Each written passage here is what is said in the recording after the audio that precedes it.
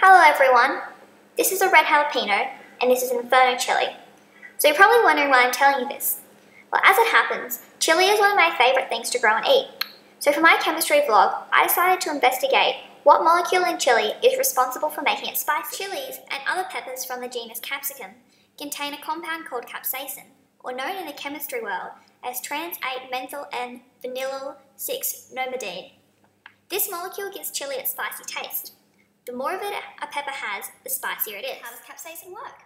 We are able to taste chili because capsaicin's unique chemical structure gives it the right shape to bind with the receptor on our tongues. Receptors and molecules work like a lock and key. The receptors can only accept molecules of the right shape. Capsaicin binds to a linked-gated ion channel. This is a type of receptor that opens a channel like a gate, which allows ions to pass through the cell membrane.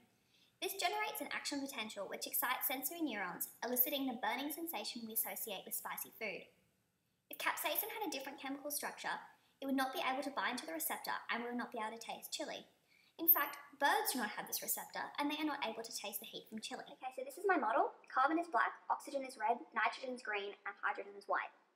Being an organic molecule, capsaicin is made of carbons, hydrogens, oxygen, and nitrogen with a chemical formula of C18H27NO3. It has a linear structure with a long hydrocarbon tail and a vinylyl functional group. Capsaicin belongs to a class of chemicals called vinyloids characterized by this vinylyl functional group. The group is characterized by a 6-carbon ring called a benzene ring with an attached side chain, hydroxyl group, and oxygen bonded to CH3. The hydroxyl group is a polar region due to the electronegative oxygen being bonded to hydrogen. While this region of the molecule is polar, the overall molecule is nonpolar due to the nonpolar dipole in the side chain. The side chain is what differentiates different vinyloid molecules and gives them their unique properties.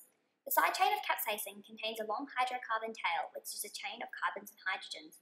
Since carbon to hydrogen linkages are nonpolar and there are many contained in this tail, this counteracts the polarity of the hydroxyl group, making the overall charge of capsaicin nonpolar. This means that it does not readily associate with water.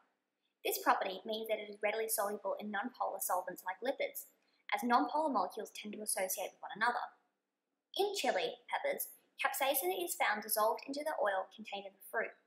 It is commonly suggested to drink dairy products to soothe chili's heat. This is because while capsaicin doesn't disassociate in the aqueous saliva of the mouth, it is soluble in the fat of dairy products.